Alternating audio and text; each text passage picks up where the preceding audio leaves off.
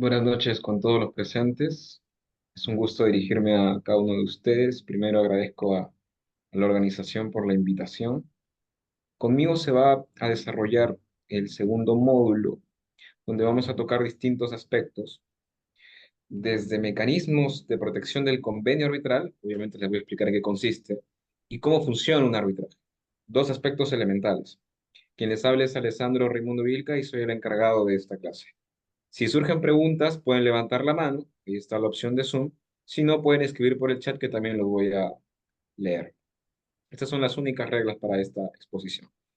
Cualquier consulta es bienvenida. ¿Cuáles son los temas que vamos a tocar? Lo he dividido en dos partes. Tenemos temario uno y temario 2. Conmigo se van a ver distintos tópicos. Primero, como estamos en un curso de formación de arquitectos, de ingenieros, personas con conocimiento técnico, y quizás por acá también hay abogados, estudiantes de alguna de esas carreras, o estudiantes de derecho u otras carreras afines, o simplemente interesados en la materia, voy a tratar de ser lo más explícito posible en cuanto a la terminología que use, obviamente siendo pertinente con lo que voy a citar, y dándolo a entender en forma simple. Primero vamos a partir de qué es un convenio arbitral, seguido de la forma y el contenido que éste debe tener, además de cómo se extiende este convenio y cómo se interpreta el mismo. Al respecto del convenio existen algunas implicancias, algunas contingencias, algunas dificultades de poder interpretarlo, de poder hallar la voluntad real de las partes. Cuando esto ocurre se le denomina patologías del convenio arbitral. Quiere decir que hay un convenio arbitral enfermo, pero esa enfermedad puede ser curada, puede ser subsanada. No quiere decir que el convenio arbitral no surta efectos. Eso también lo vamos a revisar. Además de ello, también vamos a revisar otros puntos. Vamos a entrar en dos de los principios matrices de un arbitraje. Y digo dos de los principios matrices porque son varios. Son alrededor de 10 reconocidos tanto en la norma doméstica, entiéndase la ley de arbitraje peruana, como que no están reconocidas en la norma de arbitraje peruana o en la ley de arbitraje peruana, pero sí en la práctica los centros de arbitraje, los secretarios, los tribunales arbitrales ad hoc lo utilizan. Son principios ampliamente reconocidos por más de que no estén contemplados en una norma. Y otro tema a tener en cuenta, los principios en derecho no son el primera aplicación por primer escalón, sino que entran de manera supletoria. Y además que estos principios no son absolutos. Esto lo voy a desarrollar con más profundidad en la etapa correspondiente. Entonces voy a centrarme en el primer principio, que es el principio de separabilidad, y el segundo, que es el principio de competence-competence, que ya lo explicaré con detalle luego con el segmento. ¿Cuál es el temario 2? Son dos partes que vamos a revisar. Esto es ya procedimental puro. Quiero explicarles cómo funciona un arbitraje para que puedan entenderlo. Primero con la solicitud de arbitraje, luego con su antagónico, que sería la contestación de la solicitud, cómo se conforma un tribunal arbitral, en qué consiste un deber de revelación. Este deber de revelación es inherente a los árbitros, no es inherente a los abogados, no es inherente a la Secretaría Arbitral, no es inherente al secretario general, no es inherente a una institución. Tampoco en los casos de secretarios arbitrales ad hoc, simplemente para árbitros. Entiéndanse árbitros como el símil de un juez, en lo que sería la justicia ordinaria. Acordémonos que arbitraje es una jurisdicción independiente y especial. Hay ese tipo de debate si arbitraje es jurisdicción, si arbitraje es puramente contractual, si se trata de una concepción mixta, ¿cuál sería la correcta? También lo vamos a tocar. ¿Y por qué es importante conocer cuál sería su naturaleza? Porque justamente de eso depende comprender al arbitraje como mecanismo alternativo de solución de controversias. También vamos a revisar las reglas IVA sobre el conflicto de intereses, en conflictos de interés en arbitraje internacional. Este conflicto de interés en arbitraje internacional tiene un soft law, que en este caso el soft law se entiende como derecho blando, y derecho blando, en términos más simples, sería como aquellas directrices, aquellas lineamientos, aquellos lineamientos que pueden entrar de forma supletoria en un caso en concreto. Se pueden aplicar reglas IVA sobre conflicto de interés, que obviamente tiene que ver con el tema de conflicto entre un árbitro y un abogado, entre árbitro y su coárbitro, o entre árbitro y una de las partes que están siendo demandante o demandada. ¿Se puede aplicar en contratación pública?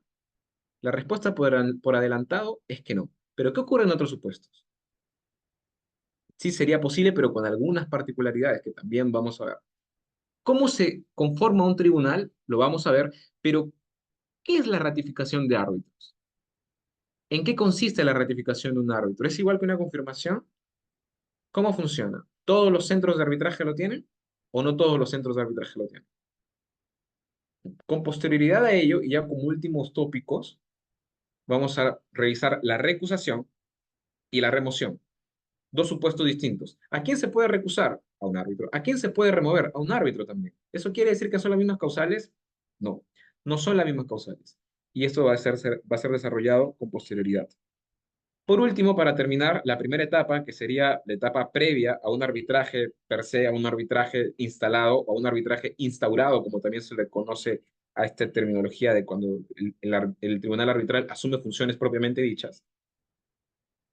Vamos a revisar las dos formas que existe de instalación. Puede ser por resolución, puede ser por audiencia. ¿Qué particularidades tiene cada uno?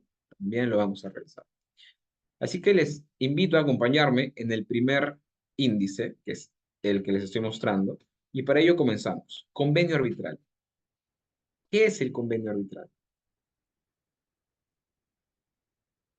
Recordemos que arbitraje, al ser un mecanismo de solución de controversias, un mecanismo alternativo, eso quiere decir que es una alternativa distinta al Poder Judicial, son jurisdicciones independientes, en el cual en el Poder Judicial existe un juez, en el arbitraje existe un árbitro o un tribunal arbitral que puede ser conformado por tres árbitros. ¿Cómo funciona el convenio arbitral? ¿Qué grado de ligazón tiene el convenio arbitral con un arbitraje? ¿Es importante realmente? ¿Qué ocurre si no está un convenio arbitral? Hay que entender el convenio arbitral como la piedra angular del arbitraje. ¿Piedra angular del arbitraje en qué sentido? Debido a la importancia que este tiene. Se le reconoce al arbitraje como un monstruo contractual. ¿Por qué un monstruo contractual? Porque de por sí el convenio arbitral termina siendo un contrato, un negocio jurídico. ¿Eso quiere decir que en este convenio arbitral se pueden acordar distintos temas? Efectivamente, se pueden acordar distintos temas que les voy a mostrar en las próximas láminas.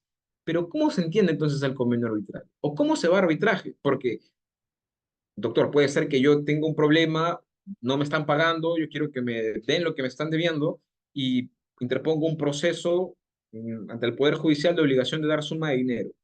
Tengo mi contrato acá firmado y me están debiendo tantos meses o se han ido sin pagarme. Quiero que me paguen. Yo voy al Poder Judicial. ¿Por qué tendría que ir a arbitraje? Ahí hay una diferencia y una tingencia que tengo que precisar. El convenio arbitral, al ser un contrato, es un acuerdo de las partes. Es decir, que para irse a arbitraje tiene que existir un acuerdo expreso y por escrito de las partes que están en el marco de un contrato. Si tengo un contrato de arrendamiento, ustedes saben, ingenieros, arquitectos, y si no, igual les hago el alcance, que un contrato está compuesto por cláusulas. ¿Qué son cláusulas? Son distintos apartados que regulan el contrato. Por ejemplo, quiénes son las partes del contrato, cuáles son sus domicilios, cuáles son sus obligaciones, cuáles son sus derechos, el precio que se ha pactado, el lugar del inmueble, quizás si es que es un contrato de arrendamiento de compra-venta, eh, sobre resolución de contrato, sobre aplicación de penalidades, eh, el régimen de solución de controversias también, y este último que les menciono, que además son varias cláusulas, pero solo les estoy citando algunas, en la cláusula de solución de controversias es donde tiene cabida o donde existe o donde reside, donde tiene un acogimiento el convenio arbitral. Y en este caso, un convenio arbitral lo que reviste es la renuncia expresa por parte de las partes que están contratando a la jurisdicción ordinaria. Es decir, a través de este convenio arbitral, ambos señalan que en caso de que existan controversias respecto de un contrato, cualquiera que fuere este, las partes optan por ir a arbitraje y renuncian al poder judicial. Es decir, quieren que su problema no sea resuelto por un juez, quieren que sea resuelto por un árbitro. ¿Cómo es un convenio arbitral? ¿Cómo funciona en un arbitraje? ¿Existen tipos de arbitraje, doctor? Sí, sí existen tipos de arbitraje, pero hay que saber entender tipos de arbitraje y especialidades de arbitraje. Tipos de arbitraje. Existe un arbitraje de derecho, existe un arbitraje de conciencia, hay arbitraje institucional, hay arbitraje ad hoc, ¿En qué se diferencian estos cuatro? El arbitraje de derecho es aquel donde quienes van a resolver, quienes van a hacer las veces de árbitro, son abogados. ¿Y qué se aplica? Obviamente temas legales, normativa, que está contemplada en una determinada nación o quizás en otra determinada nación si es que es un arbitraje internacional, pero es de derecho. ¿Cómo es un arbitraje de conciencia? ¿Quiénes pueden ser árbitros de conciencia? Puede ser cualquier persona. El único requisito es que sea mayor de edad, es decir, en Perú sería mayor de 18 años. ¿Por qué esto se puede? ¿Por qué no exige una especialidad? Porque básicamente en un arbitraje de conciencia, lo que utilizan los árbitros para resolver es su conciencia al respecto de quién tendría razón atendiendo obviamente a los argumentos que estos exponen. Es decir, ¿se tiene que invocar una normativa? No se tiene que invocar una normativa. ¿El árbitro tiene que ampararse en una normativa? No tendría que ampararse en una normativa. Básicamente es como un arbitraje en su estado más puro sin recurrir a temas legales. Y cualquier persona lo puede ser porque la norma así lo permite. Es decir, se regula el arbitraje de conciencia también. Otro asunto adicional. Les había mencionado arbitraje institucional y arbitraje ad hoc. ¿En qué se diferencia un arbitraje institucional de un arbitraje ad hoc? Que un arbitraje institucional lo administra un centro de arbitraje. ¿Qué es un centro de arbitraje? Básicamente por lo general son empresas que se dedican a administrar arbitrajes, entiéndase a custodiarlos, a llevarlos durante todo el procedimiento hasta la emisión de un laudo final. ¿Quiénes participan en un centro de arbitraje? El secretario general, los secretarios arbitrales, los asistentes legales en materia arbitral, los operadores logísticos, el Consejo Superior de Arbitraje, los árbitros que están incorporados en la nómina también. Es todo un conjunto de actores. Y es arbitraje institucional porque, como lo mencioné, lo administra una determinada institución arbitral. Una institución que cuenta con un reglamento colgado en su página web, o así debería ser, una institución arbitral que cuenta con una nómina de árbitros, entiéndase nómina de árbitros por un listado que cada centro de arbitraje tiene, que está subido en su página web, donde están los nombres de todos aquellos que pueden ser escogidos para que sean designados a un caso en concreto. ¿Por qué utilizo el término designados? Porque a diferencia de un juez, un árbitro no se encuentra preconstituido, es decir, no tiene un despacho. El árbitro, su función es ocasional, es de designación. Por ejemplo, algo bien simple. Surge una controversia entre X y hay una cláusula de solución de controversias. En esta cláusula de solución de controversias, ambas partes acuerdan que ese arbitraje al que se están sometiendo va a ser resuelto por un solo árbitro.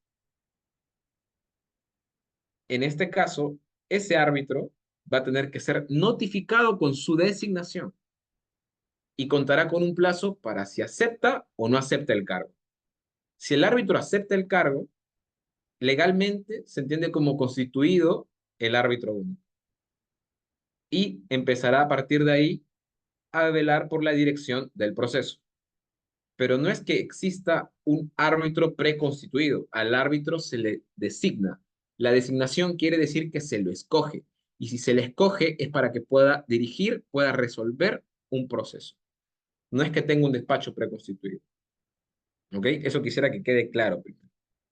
Les seguí hablando de la nómina de árbitros. La nómina de árbitros que tiene una institución arbitral, les estoy hablando de un arbitraje institucional, está compuesta por distintos profesionales que reúnen las cualidades que a criterio del centro son las necesarias.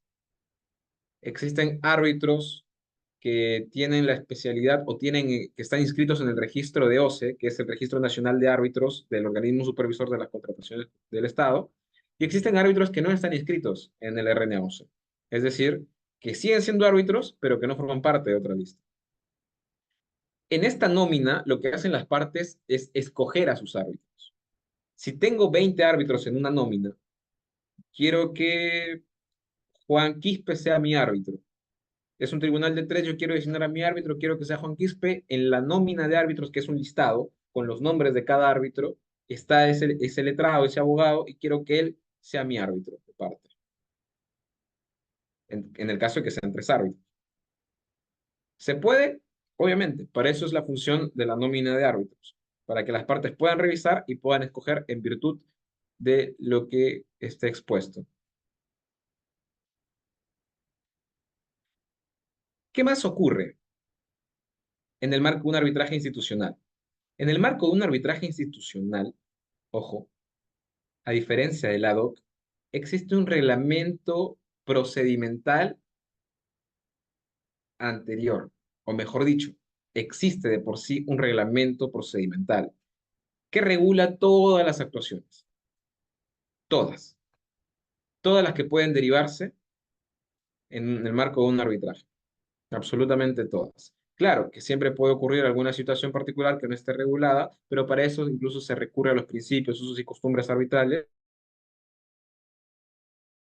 solución de controversias en el plano internacional y que también en arbitraje doméstico se recoge. ¿Y en qué se diferencia un arbitraje ad hoc? Que es el cuarto tipo de arbitraje que les he comentado.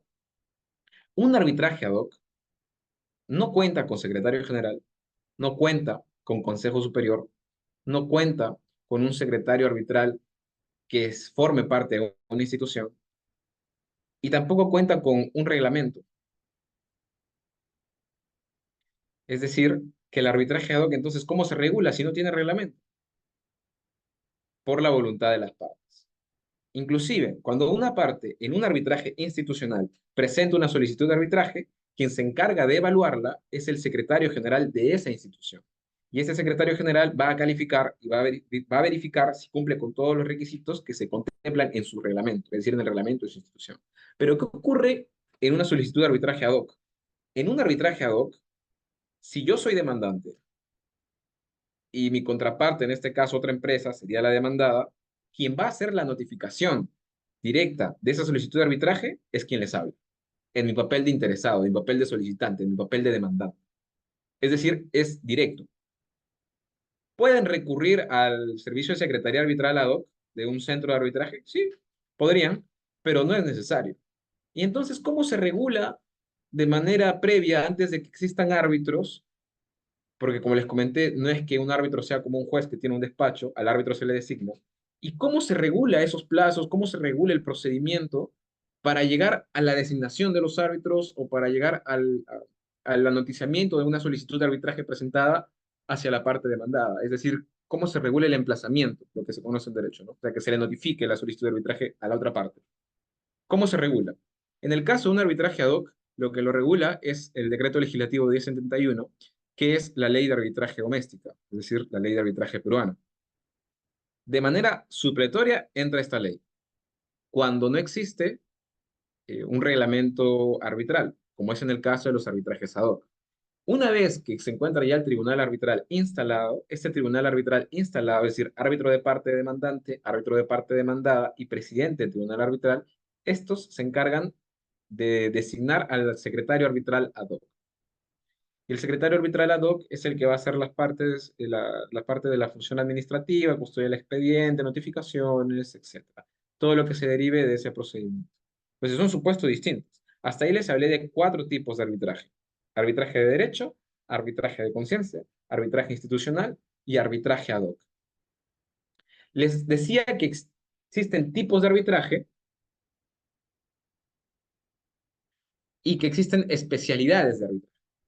Y cuando menciono especialidades de arbitraje, lo que quiero dejar por sentado es que hay arbitraje en contratación pública, hay arbitraje de consumo, hay arbitraje potestativo, arbitraje comercial, hay arbitraje en concesiones, hay arbitraje en, en inversiones, hay distintos tipos de arbitraje, perdón, especialidades de arbitraje. Cuando me refiero a especialidad es por el fondo de lo que se discute, por los temas de mérito que se están discutiendo en esa solicitud de arbitraje. Si en una solicitud de arbitraje piden que se declare por consentida una resolución de contrato que ha practicado un contratista o una entidad en el marco de una contratación del Estado, estamos ante un arbitraje en contratación pública. Si están pidiendo eh, que se otorgue una indemnización por daño emergente, por lucro cesante, por pérdida de chance, en ocasión a un contrato internacional donde se aplican principios UNIDROIT, donde se han pactado reglas IVA, donde se ha pactado como ley como sede del arbitraje París, estamos ante un arbitraje comercial internacional, probablemente. Si se está discutiendo asuntos de inversionistas y está involucrado un Estado, estamos ante un arbitraje de inversión. Si estamos discutiendo algunos asuntos laborales, estamos ante arbitraje potestativo. Esas son las especialidades de arbitraje, que es distinto de los tipos de arbitraje. He hecho todo este preámbulo para poder entrar recién a lo que es el convenio arbitral, pero mostrándoles lo que es, no solamente comentándoles en qué consiste. En la lámina que yo estoy compartiendo con ustedes, la sumilla que le he puesto es convenio arbitral en contrato con el Estado.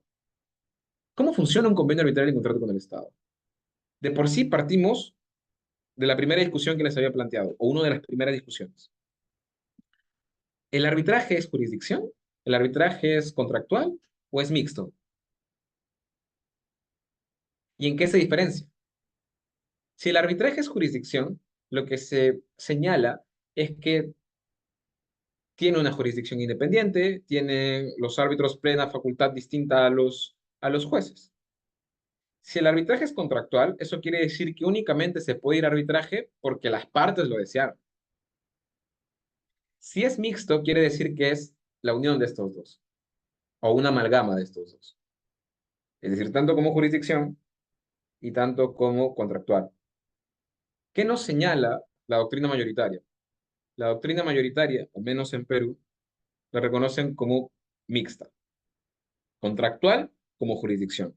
¿Por qué jurisdicción? Porque en la jurisdicción está reconocida por nuestra Carta Magna, lo que sería nuestra Constitución Política, en el artículo 139 de esta carta, o de esta carta política, como también se le conoce. Y ahí se señala textualmente que existen tres tipos de jurisdicciones: la judicial, la militar y la arbitral. Distinto. Por eso sería jurisdicción. ¿Y por qué sería contractual también? Porque la lógica o el epíteto o la característica inherente de un arbitraje es que es contractual. Señalan que el arbitraje es como un sastre a medida. ¿Eso qué quiere decir? Que te va a quedar conforme tú lo hayas mandado a hacer o como lo estés solicitando. ¿Y eso en qué aplica? En temas de plazos, las partes pueden convenir plazos, pueden acordar sobre el número de audiencias, pueden acordar sobre la aplicación de alguna norma. Básicamente es como un diseño propio de un proceso con particularidades específicas que las partes han señalado que quieren que se aplique. Ok, entonces Alessandro son dos, es jurisdiccional y es contractual, ya lo entendí, pero ¿cómo funciona en las especialidades de arbitraje? Quiero empezar con la especialidad de contratación pública, porque aquí surge una particularidad. Les he señalado que el arbitraje, o sea, la esencia del arbitraje es contractual, es decir, que las partes lo pactan. En un contrato privado común y corriente o un contrato privado donde se incluya una cláusula de solución de controversias, las partes pueden negociar, pueden hacer arreglos con respecto al convenio arbitral.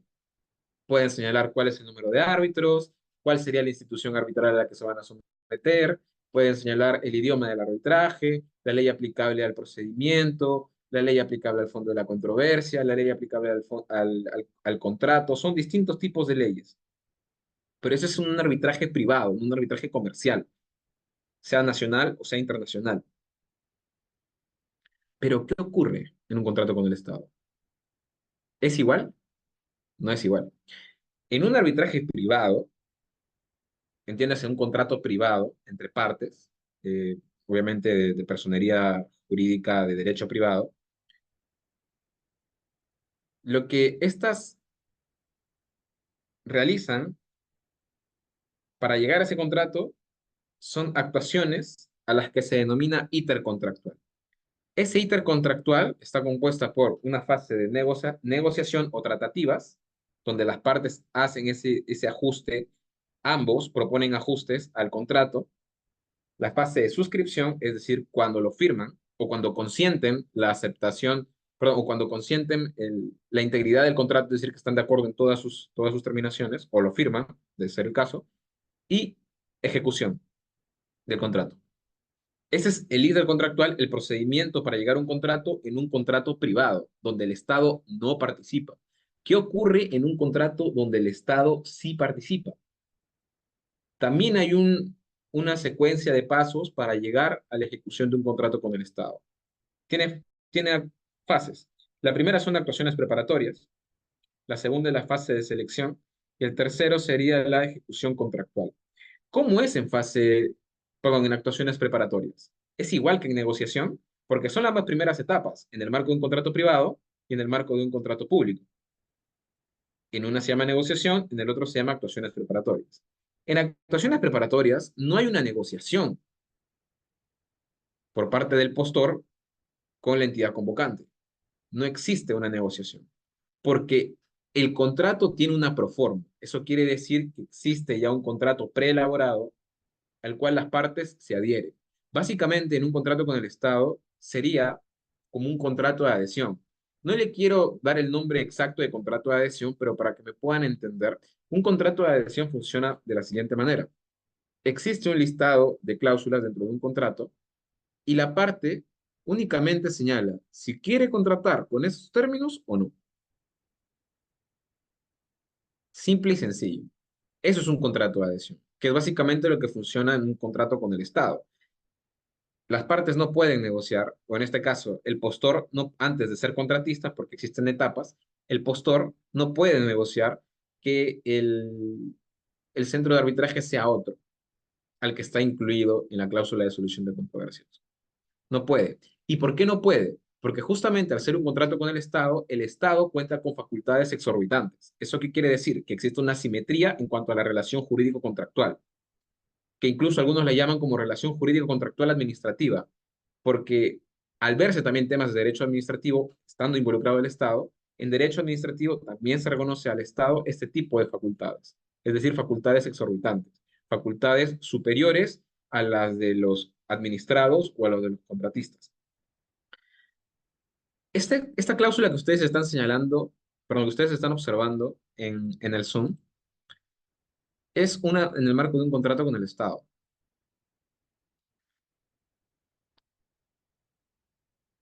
¿Y cómo está estructurado? Por favor, les pido que me acompañen con la lectura. Voy a tratar de ser lo más sintético posible.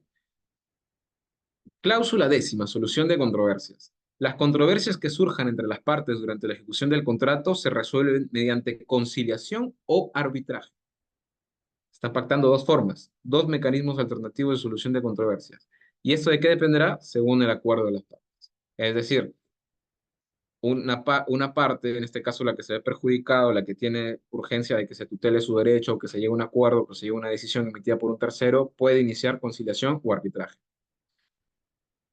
Cualquiera de las partes tiene derecho a iniciar el arbitraje a fin de resolver dichas controversias, dentro del plazo de caducidad previsto en la Ley de Contrataciones del Estado y su reglamento. Esta parte es sumamente interesante y sería muy bueno que lo puedan retener, porque habla sobre plazos de caducidad. Hace referencia a la normativa de contrataciones, entendiéndose por esta a la Ley de Contrataciones del Estado, la 30225, que aún es la que está vigente. Sé que existe una nueva, que es la 32069, pero esta aún va a entrar en vigencia cuando se publique el reglamento y esto será así no hasta el otro año. Yo les estoy hablando de la 30225 y el reglamento que está en el Decreto Supremo 344-2018.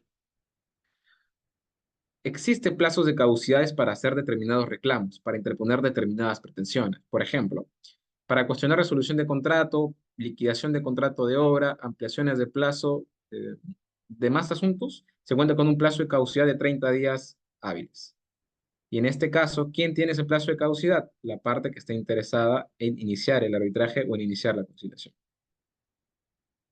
¿Qué quiere decir que existe caducidad, doctor? Que existe caducidad básicamente es que se extinguió tu derecho al reclamo. Pasó ese plazo, perdiste tu derecho a reclamar.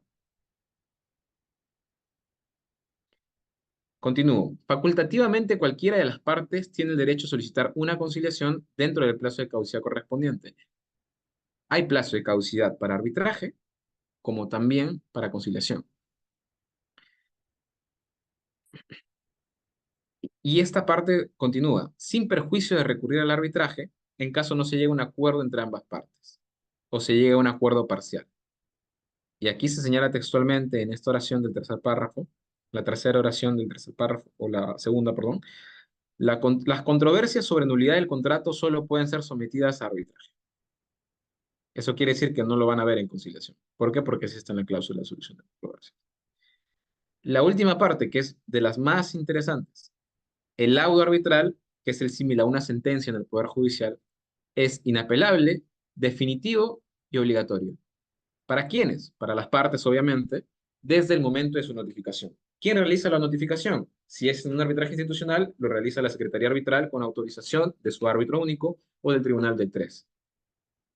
Y en el caso de un arbitraje ad hoc, lo mismo. La notificación la realiza el secretario arbitral ad hoc. ¿Qué quiere decir que es inapelable? Inapelable quiere decir que no puede ser cuestionado por un superior jerárquico. Es decir, arbitraje sería una sola instancia, lo que internacionalmente se le conoce como one shot, un solo disparo, una sola instancia, una sola decisión. No está sujeta a revisión. En cuanto al fondo de lo que se discute, esto es, si se trata sobre ampliaciones de plazos, sobre liquidación del contrato, sobre aplicación de penalidades, lo que se decide, es decir, si sale infundada, fundada en parte o improcedente la decisión, esto no va a poder ser cuestionado por o resuelto o revisado nuevamente por otra persona, en este caso por otro árbitro o por un juez. A eso hace referencia la apelación. Que la apelación ya de por sí es un mecanismo impugnatorio, un medio impugnatorio contemplado o pensado para un proceso judicial. Sabemos que está la apelación, la casación. Van subiendo por dificultades. La casación lo ve la Corte Suprema, la apelación lo ven las Cortes Superiores de Justicia. Pero en este caso, no tenemos Corte Superior, no tenemos Corte Suprema. No es que exista un tribunal arbitral superior ni un tribunal arbitral supremo. Eso no existe, está descartado. Entonces, doctor, el laudo arbitral es una documentación, es una decisión santa, o sea, es como un dogma, nadie la puede cuestionar. Sí se la puede cuestionar, pero existen formas para hacerlo. ¿Se puede anular un laudo? Sí se puede anular, pero ojo, les estoy hablando de anulación, lo que se le denomina como recurso de anulación en nuestro país, que de por sí el término de recurso que se utilice, algunos señalan que no es correcto porque no es que lo esté revisando un superior. Ahora, ¿ante quién se interpone este recurso de anulación o la demanda de anulación del laudo arbitral? Se interpone ante la Corte Superior de un determinado distrito judicial. Entonces, ¿quién resuelve? Lo resuelve un juez. Eso quiere decir que puede revisar toda la decisión, es decir, puede meterse en el razonamiento de fondo, puede variar la decisión de un árbitro, no puede variar la decisión de un árbitro. Lo que hace el juez es identificar posibles errores en la forma de resolver, es decir, en el razonamiento, en la motivación.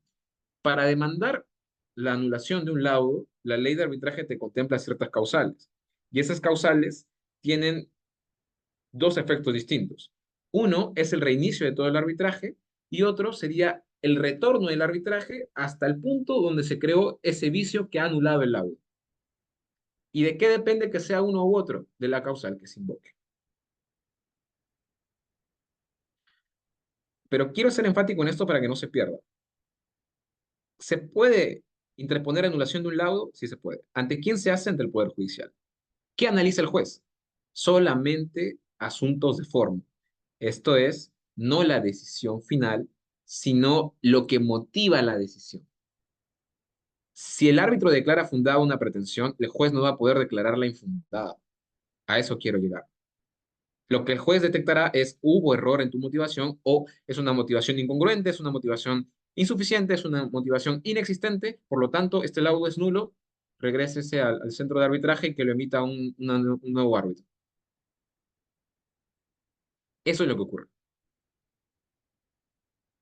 ¿Es común que se anulen laudos? No, no es tan frecuente. De hecho, en porcentajes no es tan elevado. Pero sí es una forma de impugnar un laudo, por llamarlo de alguna forma, este recurso de anulación. Es una de las etapas, una de las pocas etapas donde puede intervenir el Poder Judicial. lo que se le denomina como jurisdicción ordinaria. Entonces, en esto está compuesto, o de esto está compuesto, una cláusula de solución de controversias que hace referencia al convenio arbitral. El convenio arbitral es todo lo que ustedes están viendo. Es el acuerdo por el cual las partes acuden a arbitrar. Pero en este caso, como señalo, a- de distinta forma a un contrato privado, esta cláusula ya ha estado prediseñada. No quiere decir que el contratista ha negociado respecto a esta cláusula, porque no lo puede hacer, sino que ha firmado un contrato bajo estas condiciones y una de las condiciones era este convenio arbitral.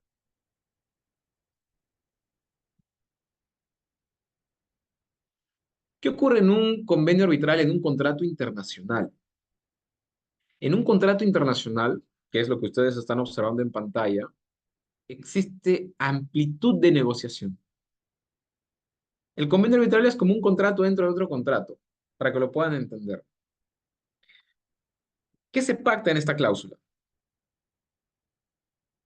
Situaciones similares a la anterior, pero en contratos internacionales, en las cláusulas de solución de controversias que desean recurrir a arbitraje, existen distintos tipos de leyes aplicables.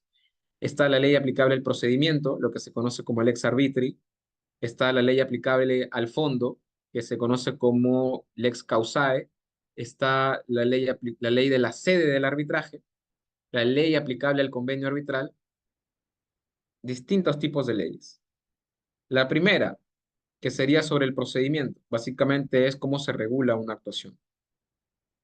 Y también la lex arbitri no solamente es para el tema procedimental, sino que es para situaciones en las que, por ejemplo, se quiera demandar la anulación de un laudo, ya tendría que recurrirse a la lex arbitri que se ha pactado.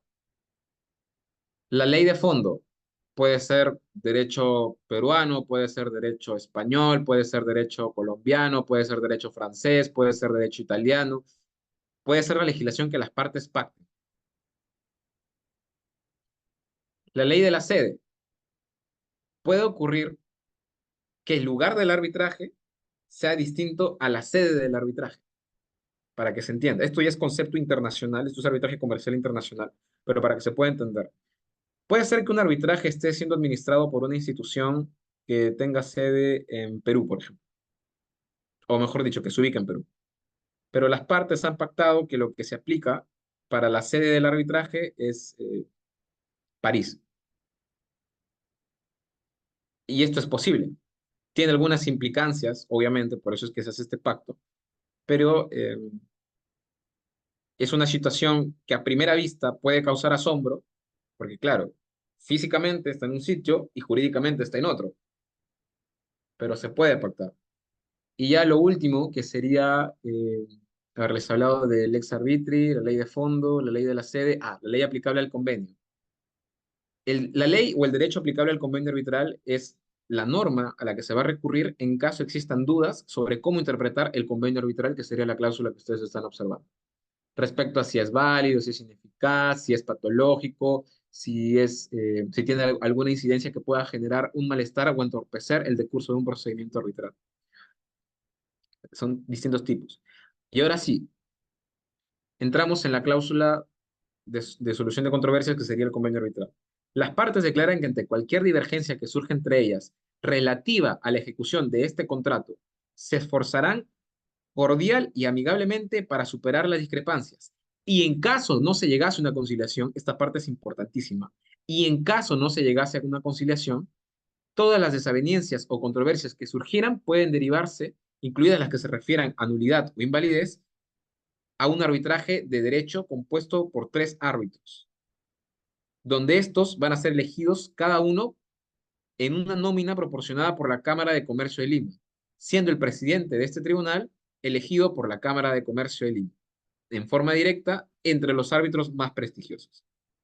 Asimismo, las partes se someten a la Convención de las Naciones Unidas sobre los contratos de compraventa internacional de mercaderías de 1980 o, en su defecto, por los usos y costumbres de las prácticas de comercio internacional. Acá hay dos aspectos que quisiera rescatar. Uno en el primer párrafo y otro en el segundo. En el primero, acompáñenme por favor nuevamente con la lectura porque esto es algo muy usual en contratos internacionales donde se ve arbitraje. Las partes declaran que ante cualquier divergencia que surja entre ellos, es decir, cualquier problema que ocurra, estas partes, o sea, las partes del contrato, se van a esforzar de manera cordial y de manera amigable a superar este problema.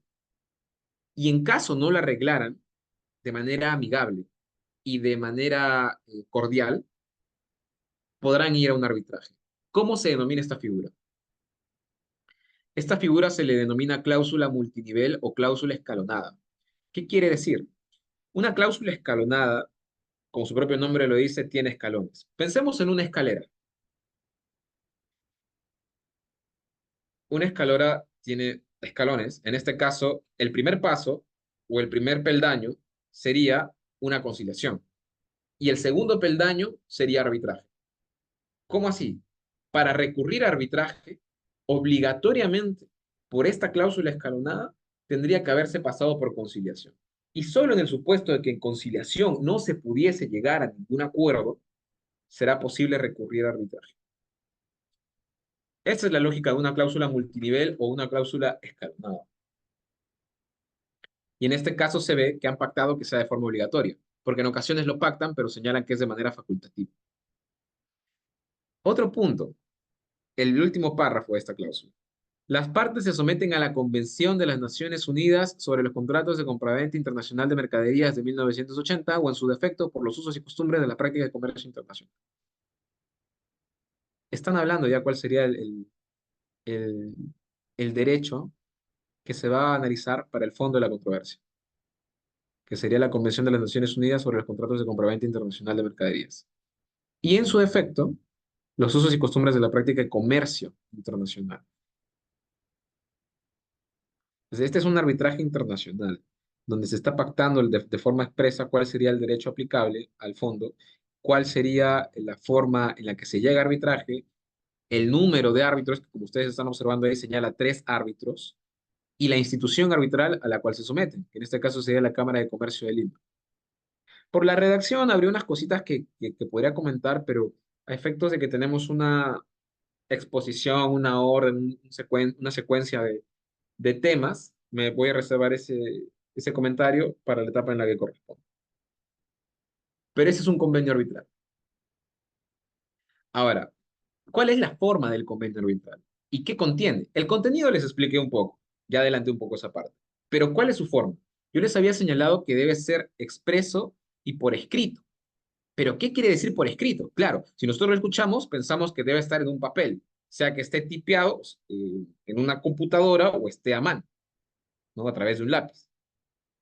Puede ser, ¿no? Ese es el primer razonamiento que nosotros tendríamos.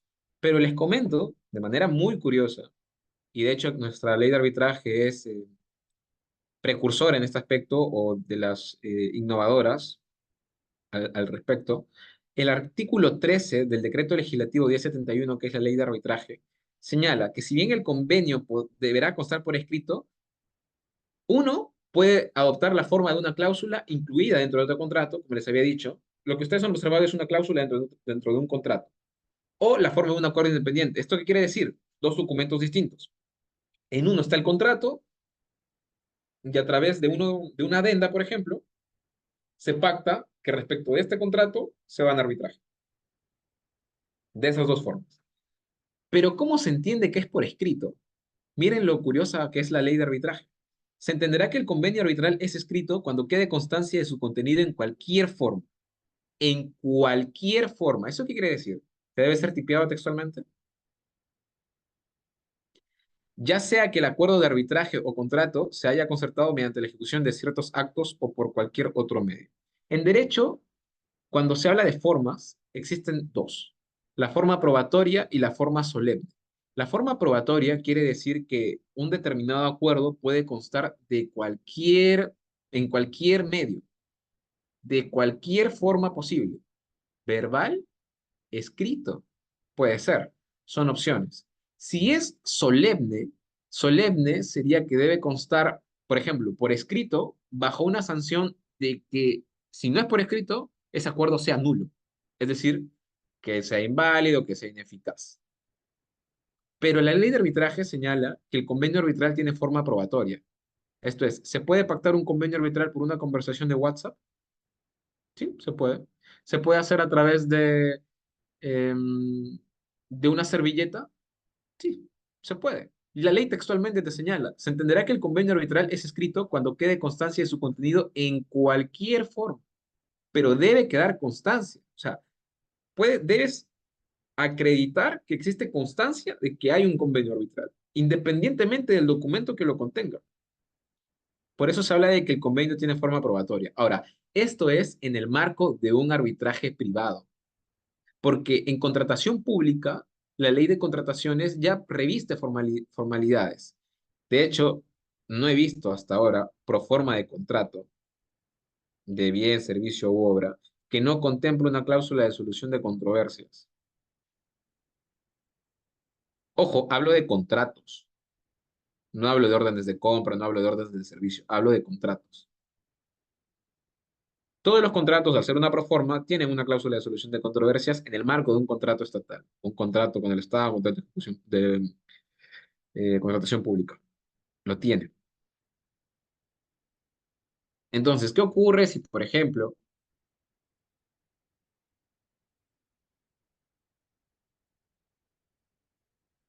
en un contrato con el Estado no se involucra una cláusula de solución de controversias? Eso quiere decir que no pueden ir a arbitraje. ¿Por qué se dice que Perú es uno de los países que más arbitra? Justamente porque el arbitraje en contratación pública es catalogado como arbitraje legal. ¿Eso qué quiere decir? Que la ley te impone que sí o sí, en caso de que contrates con el Estado y surge una controversia respecto a ese contrato, sí o sí te vas a arbitrar o conciliación. ¿Por qué no puedo ir al Poder Judicial? Muy sencillo, por propia lógica. Contratas con el Estado, ¿verdad? Ok. Contratas con el Estado y el juez, ¿qué representa? Justicia. Ya, ok. ¿Pero justicia qué? ¿Justicia privada o justicia estatal? Si trabaja en el Poder Judicial, ¿eso no es parte estatal? O sea, que si van al Poder Judicial y una de las partes que están sometidas en controversia es el Estado, ya sea una municipalidad distrital, provincial, gobierno regional, unidad ejecutora, programa, ministerio, es parte, ¿el juez va a poder resolver sobre eso? No estaría haciendo las veces de juez y parte. Porque por un lado es juez, representa justicia estatal, y por otra parte está siendo juez del Estado. Justamente para evitar ese problema de juez y parte y además atendiendo también a la celeridad y a la necesidad de de la satisfacción pública por la cual se contrata con el Estado para satisfacer las necesidades de una determinada población, determinada localidad, es que se pacta o se regula que el arbitraje en contratación pública es legal. Exactamente como dice Ángel Rubio, representa uno de los poderes del Estado. Parte estatal. Entonces, hay una distinción en lo que es la forma del convenio arbitral para un arbitraje privado y una forma del convenio que es para un arbitraje en contratación pública. ¿Y qué es lo que contempla el convenio arbitral? Bueno, básicamente lo que les había comentado, pero igual voy a hacer énfasis en esto. El acuerdo arbitral es un contrato por virtud del cual dos o más partes acuerdan que una controversia presente o futura, porque pueden pactar que de existir controversias posteriores, se resuelva mediante arbitraje en un proceso que ambos van a poder presentar sus defensas, ¿no? Ante una autoridad que en este caso sería perdón, el árbitro, o un árbitro o varios árbitros. Ese es el contenido. El contenido es eh, la renuncia a la jurisdicción ordinaria y el otorgamiento de facultades para un tribunal arbitral. Vamos a uno de los puntos más interesantes respecto de esta sesión. Extensión de convenio arbitral a partes no signatarias. ¿Qué es una parte no signataria? ¿Existen partes signatarias y existen partes no signatarias? Sí. ¿Existe una extensión de convenio entonces a partes que no firman un contrato? ¿Acaso los efectos jurídicos barra obligacionales que se deriven de un contrato no solamente son aplicables a los que firman el contrato? La regla general diría que sí, cualquier persona. Pero en esto nuestra ley de arbitraje, es decir, la ley de arbitraje peruana, es precursora a nivel internacional, ojo, porque permite la inclusión de empresas o personas que no han firmado un contrato que contiene una cláusula de solución de controversias donde esté inserto un convenio arbitral. Hacerlo gráfico. Yo contrato con una empresa determinada prestación de un servicio, pero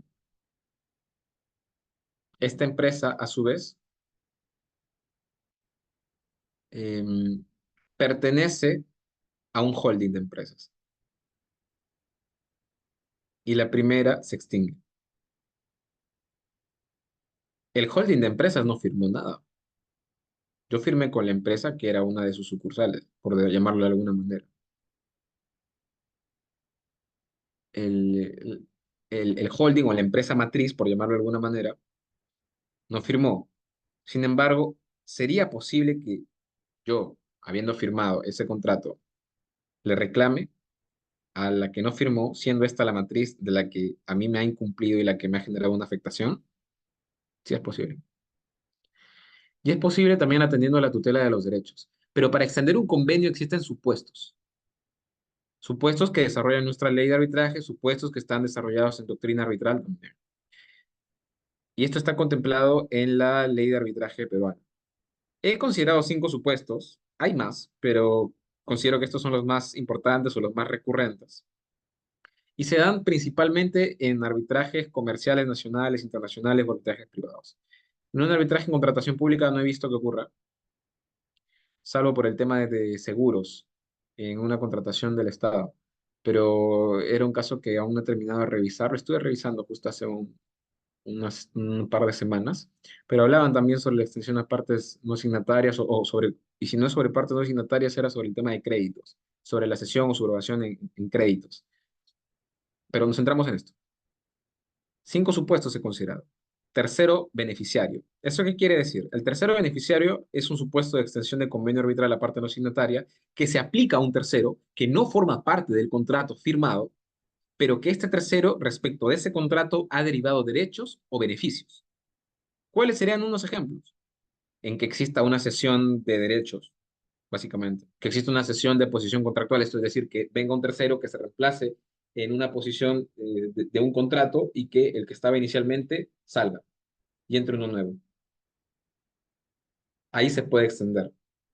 Pero en el caso de una cesión, de una innovación, de una subrogación, que son figuras obligacionales, lo que está dentro del campo del derecho de obligaciones o derecho obligacional, en ese supuesto se puede extender un convenio arbitral, pese a que no hay un documento firmado, porque quisiera que quede claro que se redacte como partes no signatarias, eso quiere decir que estas partes no han firmado el contrato. ¿Ok? ¿Cómo es la incorporación por referencia? Simple. El contrato hace referencia a un convenio arbitral contenido en otro contrato. Básicamente existe un contrato que hace referencia a un convenio arbitral de otro contrato. Pero para que se aplique esa extensión de convenio, debe haber una identidad entre las partes. Es decir, debe ser las mismas, de un mismo contrato. Esa se le llama incorporación por referencia. ¿Cómo es la representación o agencia? ¿Cuál es el supuesto? En este caso, para llevar arbitraje a, a una parte no signataria por representación o agencia, debe probarse que se concedió al agente autoridad expresa o implícita para la suscripción de un contrato. ¿Y esto para quiénes aplica? Aplica para agentes que ejecutan el contrato en representación del principal. Y la mayoría de cortes se apoyan en el principio general sobre la agencia y representación. Esto es porque cuando se analizan este tipo de extensiones de convenio arbitral a partes no signatarias, uno de los supuestos más frecuentes justamente es el de representación o agencia, por un tema de poderes, básicamente. Si te otorgaron un poder a ti y tú estabas actuando en representación de una empresa, es posible que también se te demande, que ese es uno de los involucrados. ¿Cómo es el levantamiento de velo societario? Esta es una figura también bastante concurrente en arbitraje para llevar arbitraje a una persona que no ha firmado, el cual consiste cuando se trata de temas empresariales. Y es una excepción a la separación de patrimonios de personas jurídicas y sus accionistas, porque bien sabemos por tema empresarial, derecho empresarial básico, que el patrimonio de una empresa no tiene que verse afectado por el patrimonio personal de cada empleado, ni viceversa. Son distintos. En este caso, para el levantamiento del velo societario existe algo que se denomina responsabilidad solidaria. Eso quiere decir que uno, no sería necesario que se reclame de manera previa a, a una de las partes que se ha visto involucrada, sino que se puede ir directamente contra aquel que tenga una mejor posición para poder solventar una deuda. ¿Y cómo se prueba el levantamiento de velo societario? Primero, tiene que haber un control de la parte no signataria. Esto es, debe haber una actuación conjunta. ¿Cómo así? En este caso, una de las partes del contrato ha actuado de manera conjunta con otra empresa, en este caso que pueden formar parte de un holding, por ejemplo, y se comprueba que ambos han estado actuando, o sea, que ambos han tenido interés en la ejecución de un contrato y que además hay existencia de fraude. ¿Cómo entender al fraude en este tipo de situaciones? En un sentido amplio de la palabra. Algún tipo de actuación irregular quizás en el decurso de la ejecución de un contrato que dé lugar a que se haya manifestado algún tipo de inconvenientes con respecto al cumplimiento de las prestaciones. Tienen que haber dos asuntos, una actuación conjunta y la existencia de fraude. Por último, el último supuesto de extensión sería el estoppel. ¿Cómo funciona el estoppel? El estoppel básicamente es por consideraciones de buena fe.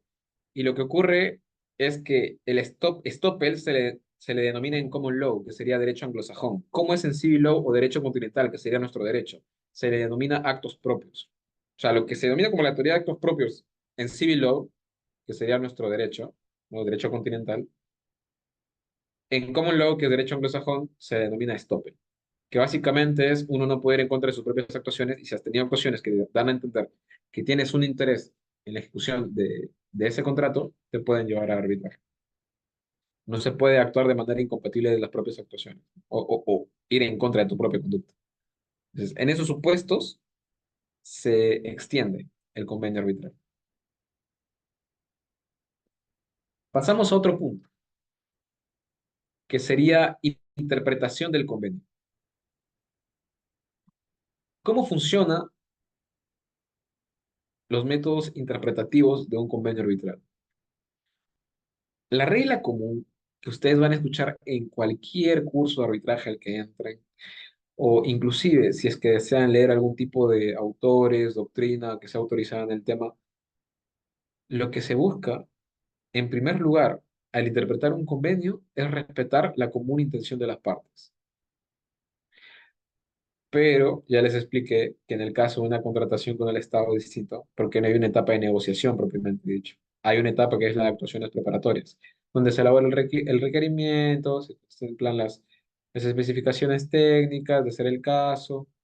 ¿Sí? También se toman en cuenta las, eh, las bases del contrato, si se hacen observaciones, si se hacen consultas, pasan a ser bases integradas. Entonces es distinta la forma en la que se practica la interpretación de un convenio, entendiéndose en un arbitraje de un contrato privado y un contrato con el Estado. Ese debe ser el primer orden de relación. ¿Y qué otros métodos interpretativos se pueden usar? Si es el caso de un arbitraje internacional, tendría que verse el derecho que es aplicable al fondo, perdón, al convenio arbitral. Si, por ejemplo, es alguna legislación en particular, tendría que recurrirse a esa legislación de un determinado país y verificar cuáles son los métodos de interpretación que éste tiene. O quizás también, ¿por qué no? Derecho blando o soft law. El soft law, para que tenga incidencia en un arbitraje, que en este caso serían las prácticas internacionales, debe estar pactado en el convenio. Si no, no podría surtir efectos. O en todo caso, podría ser tomado de manera referencial si es que el tribunal arbitral desea considerar. No sería una obligación. Si ambas partes pactan que determinada norma internacional, que por su naturaleza es supletoria o es una directriz simplemente, si las pactan, se vuelve obligatorio. Y el tribunal tiene que resolver con respecto a ello. Simple y sencillo.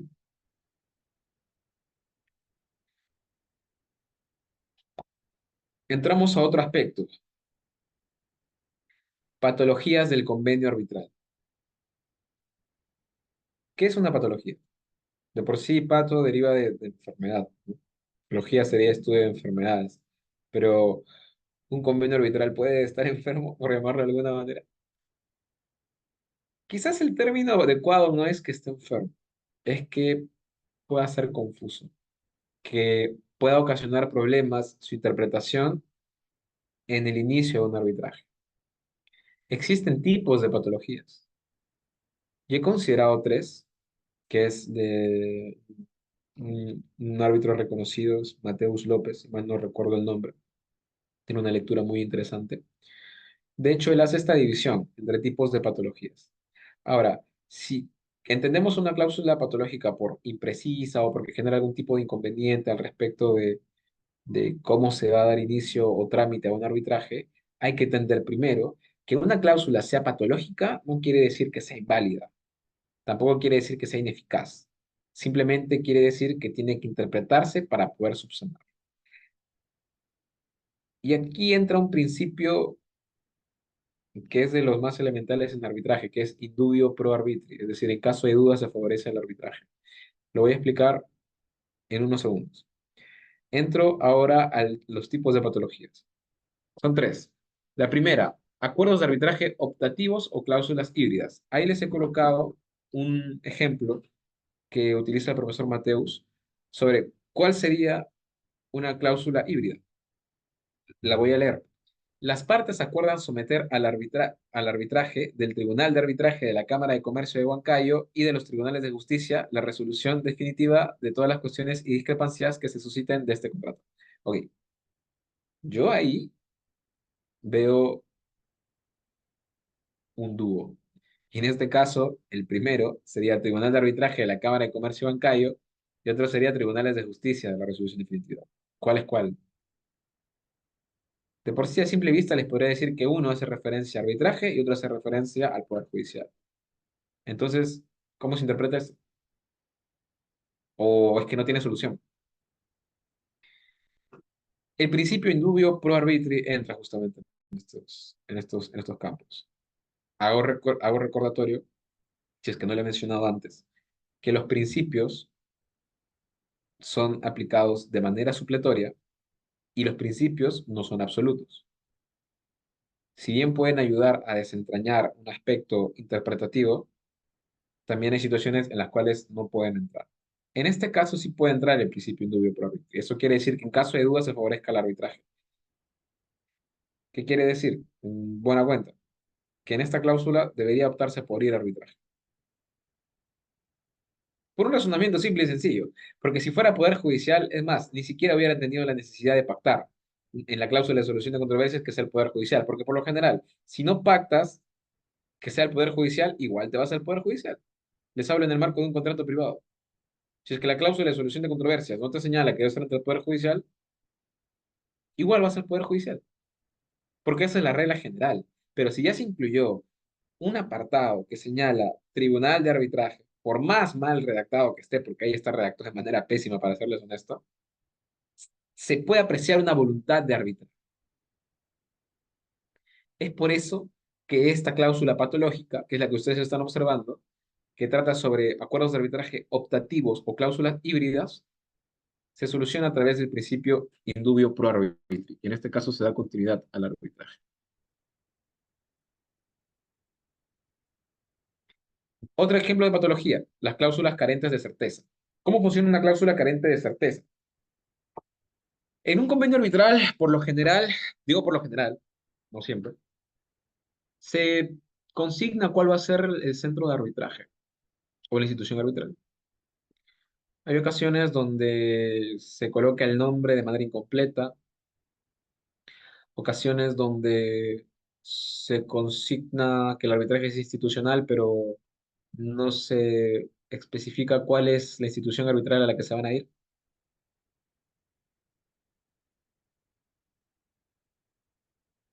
por dar algunos ejemplos.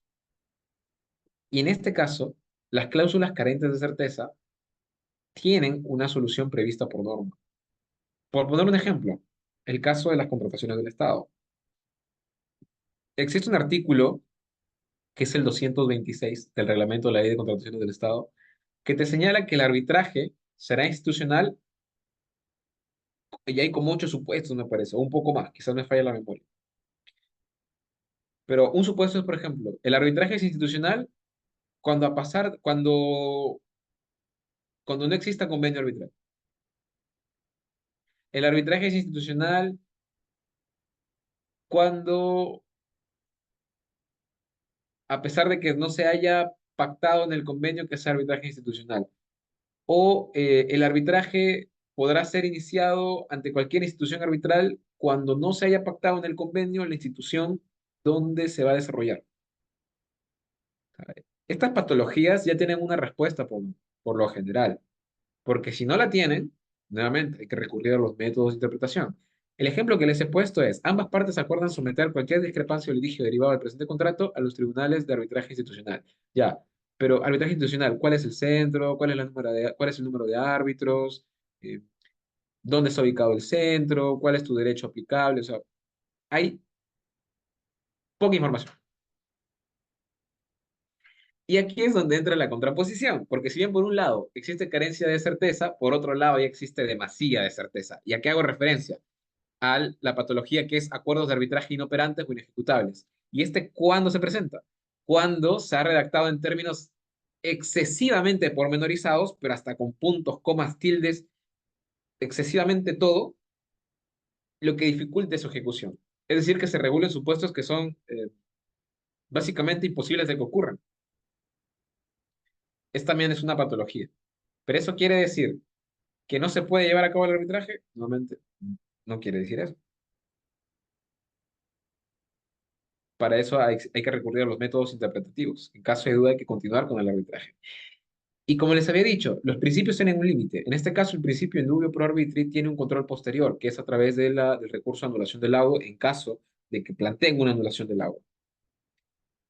Por eso señalo, los principios no son absolutos. Los principios se aplican de manera supletoria, pero pueden ser revisados. En este caso, si se aplica el principio in dubio pro arbitri para continuar con el arbitraje, en caso de que exista un acuerdo de arbitraje optativo, una cláusula carente de certeza, un acuerdo de arbitraje inoperante, esto podrá ser cuestionado en sede judicial si es que lo considera. Entonces, estas son tipo de patologías que pueden corregirse. Reitero, una cláusula patológica no deviene en una cláusula inválida o ineficaz necesariamente. Ahora entramos a uno de los principios más comunes, no más comunes, más ilustrativos. El principio de separabilidad del convenio arbitral. ¿Cómo funciona esto? Pero ustedes también ahí revisan que dice excepción y separabilidad del convenio arbitral. Y en derecho, ingenieros, arquitectos, y como bien sabrán los colegas, eh, los que nos dedicamos al ejercicio profesional del derecho, existen excepciones. Esto es tema procesal puro. Excepción de litispendencia, excepción de legitimidad para obrar, oscuridad, ambigüedad, convenio arbitral, cosa juzgada, desistimiento también, si mal no recuerdo, competencia, caducidad, etcétera. Creo que también falta de representación, un distinto tipo de excepciones. Pero hay una excepción que se denomina convenio arbitral. ¿Cómo funciona esta excepción? Esta excepción solamente se interpone ante procesos judiciales. ¿Por qué? Porque esta excepción consiste en que si a ti te notifican con una demanda en un proceso judicial y tú observas que en ese contrato por el cual se te demanda existe un convenio arbitral, tú puedes decir, momento, lo que he firmado a mí me lleva a arbitraje. Yo no tengo por qué estar ante el Poder Judicial. Deduzco una excepción de convenio arbitral, como consta en la cláusula tal. Esa es una excepción de convenio arbitral y por eso solamente se puede interponer en un proceso judicial. No tiene sentido que lo interpongan en un arbitraje, porque básicamente le estaré diciendo, yo he pactado arbitraje, pero ya lo estás. Entonces, quisiera que se entienda ese aspecto. Estoy tratando de ser lo más simplista posible en cuanto a la explicación para que se pueda entender. Ahora sí, despejo la excepción. Me quedo con el principio de separabilidad. El decreto legislativo 1071, que ya lo he mencionado en distintas ocasiones, en el artículo 41.2 regula que el convenio arbitral que forme parte de un contrato se considerará como un acuerdo independiente de las demás estipulaciones del mismo. Es decir, es como una ficción jurídica. ¿Por qué? Porque supongamos que lo que se está pretendiendo es la nulidad de un contrato, o la invalidez de un contrato, o la ineficacia de un contrato. ¿Ok? Entonces, si en el contrato, dentro de sus cláusulas, existe la cláusula de solución de controversias, si se declara nulo el contrato, si se declara inválido el contrato o ineficaz el contrato, ¿eso qué quiere decir? Que todo el contrato sería inválido, incluyendo la cláusula de solución de controversias, ¿correcto? Porque se está declarando inválido todo el contrato, ojo. No se está pidiendo que se declare inválido toda esa excepción de la solución de controversias. Se declara nulo todo el contrato, se declara inválido todo el contrato, o ineficacia de todo el contrato, de las prestaciones que se hubieran pactado. Pero para que no ocurra ese problema respecto a la nulidad de un contrato y por ende la nulidad de la cláusula de solución de controversias que está incluida en ese contrato, existe el principio de separabilidad, que básicamente es una ficción jurídica. ¿En qué consiste? En que esa cláusula de solución de controversias, pese a que se discuta sobre inexistencia, pese a que se discuta sobre, eh, claro, que se discuta sobre inexistencia, nulidad, anulabilidad o invalidez o ineficacia, eso no afecta al convenio arbitral que forma parte de ese contrato sobre el cual se está cuestionando estos temas. ¿Para qué? Para dejarlo vivo y para dejar paso a que exista un arbitraje por esa cláusula. Porque es por esa cláusula que están recurriendo a jurisdicción arbitral o a sede arbitral para analizar si verdaderamente el contrato es nulo. Si se declara el contrato nulo, eso no quiere decir, bajo la aplicación de este principio, que esa cláusula va a ser nula. Es decir, que la cláusula de solución de controversias va a ser nula y por ende no va a tener eficacia, sino básicamente está resolviendo para no resolver. No sé si me estoy dejando entender. Por favor, si no estoy siendo claro en ese aspecto, me gustaría que puedan escribir en el chat o levantar la mano, porque es un principio bastante interesante y que deben tener en cuenta ustedes para no caer en la falsa idea o en la falsa creencia que puede ocasionar ser primerizo en estos temas, de que si se declara nulo un contrato, también se declara nula la cláusula de solución de controversias.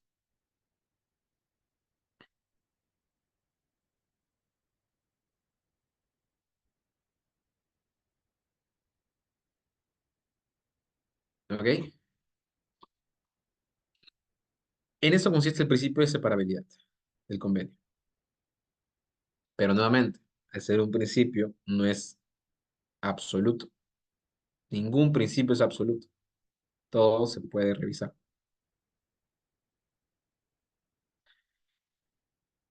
Ahora entramos a un principio, a otro principio, que es de los más interesantes también en derecho arbitral, que es el principio competence competence, contemplado en el artículo 41.1 del Decreto Legislativo 1071. Básicamente, para resumir todo este texto que está acá, faculta al tribunal arbitral a decidir sobre su propia competencia. Se trata de una excepción de incompetencia, de una excepción de caducidad, de una excepción de legitimidad para obrar, de falta de agotamiento de vía administrativa, la excepción que fuere, cosa juzgada, etcétera, prescripción, lo que fuere. Se le reconoce al tribunal. ¿Por qué he puesto la imagen de la ley modelo de la CENUDMI sobre arbitraje comercial internacional? Porque la ley de arbitraje que nosotros tenemos, la doméstica, es prácticamente un calco, no, por no decir un copy-pega, porque tampoco es un copy-pega, tiene sus diferencias, de la ley modelo CENUDMI. ¿Por qué se le denomina ley modelo? Justamente porque es un modelo a seguir para otros países que quieran implementar su propia ley de arbitraje. Contiene como un estándar preestablecido de cuáles serían las estipulaciones que debe contener una ley de arbitraje. Y es de esta ley donde también se le reconoce la facultad a los árbitros de que puedan pronunciarse sobre su propia competencia. Y aquí hay distintos supuestos para cuestionar competencia a un árbitro, pero distintos. Por ejemplo, quiero que partan con la idea de que la competencia de un tribunal arbitral o un árbitro único deviene de un convenio arbitral. Eso quiere decir que si existe convenio arbitral, va a existir competencia por parte de ese árbitro único. Es decir, va a ser competente para resolver sobre el fondo de la controversia, sobre lo que se está discutiendo. Ese es un supuesto, que cuestionen que no hay convenio arbitral. ¿Cuál es otro supuesto? Que cuestionen que no se ha cumplido con una cláusula escalonada, por ejemplo, y por lo cual el tribunal no sería competente porque no se ha cumplido con el paso previo, puede ser la conciliación. Otro supuesto, que señalen que la materia que se está discutiendo no es arbitrable. La ley de arbitraje peruana señala que son materias arbitrables únicamente los derechos disponibles. Y esto de derechos disponibles se entiende como asuntos que tengan incidencia pecuniaria, es decir, asuntos de dinero, que puedan ser materializados a través de, de dinero, básicamente. Entonces, sobre esos tres problemas se cuestiona. que también se cuestiona. Que, por ejemplo, el centro donde se esté llevando un arbitraje no sea el correcto porque en el convenio se consigna otro o porque se ha consignado de manera errónea en el convenio. Son distintos supuestos para cuestionar competencia de un árbitro. Puede ser también porque no reúna porque se haya cuestionado o porque en el convenio se haya señalado que el árbitro debe tener ciertas especialidades o que no cumpla con ser de un determinado país, o que no tenga tal profesión, o que no tenga tantos años de experiencia en el mercado. Pueden ser principios de incompetencia. Y que incluso en estos últimos aspectos podrían dar pie a una recusación. Por ejemplo, en el caso de que no reúnan con las condiciones pactadas por las partes, es decir, de su especialidad. Es una causal de recusación. Y si bien esto está reconocido en la ley modelo de la CENUTMI y en la ley peruana y en otras legislaciones también, donde este principio es ampliamente reconocido, pero no es universal. Ojo, les cuento una incidencia. En Estados Unidos, este principio no es de aplicación de primera mano. Es decir, en Estados Unidos lo que ocurre es que para que se pueda aplicar el principio competence-competence, las partes tienen que haberlo consignado de manera textual y por escrito que reconozca a los árbitros poder pronunciarse sobre su propia competencia. ¿Y por qué se le reconoce o por qué debería ser de esta forma? Porque si no es así, quienes van a analizar sobre competencia de árbitros van a ser las cortes judiciales. Pero entonces, ¿cuál es el sentido? Justamente ese. Incluso acá, en Perú, ¿cuál es el propósito de que se regule este principio? Uno, que el arbitraje no se dilate tanto. Porque si estás en el marco de un arbitraje y te objetan competencia, si no estuviera el principio competence-competence, en Perú reconocido por ley o contemplado en el convenio de ser el caso, quienes deberían analizarlo serían las cortes judiciales, porque el árbitro no tendría plena facultad para pronunciar sobre su competencia. Recordemos que hacer el arbitraje una jurisdicción especial independiente hay que protegerlo, hay que tutelarlo. El arbitraje de por sí, su epíteto es la celeridad, la rapidez, la premura con la que se resuelve un problema, un escollo. Entonces, es por eso que es la particularidad de este principio. Cosa distinta en Estados Unidos, por dar un ejemplo. Es interesante comparar legislaciones porque te permite entender cuál es el propósito de que se aplique determinado principio o que no se aplique determinado principio. Ahora vamos a un aspecto procedimental. Voy a dejar de compartir pantalla para compartir otra, porque quiero mostrarles cómo se compone o de qué está conformado una solicitud de arbitraje. Un momento, acá está.